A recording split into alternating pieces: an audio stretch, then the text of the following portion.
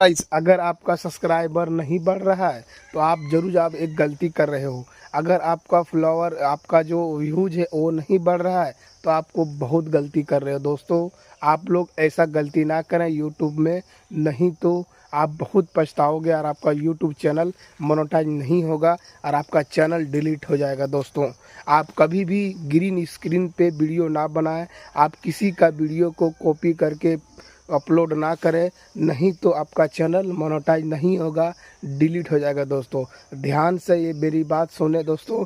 मैं भी ये गलती कर चुका था यूट्यूब पे, तभी मेरा चैनल डीमोनेटाइज हो गया था।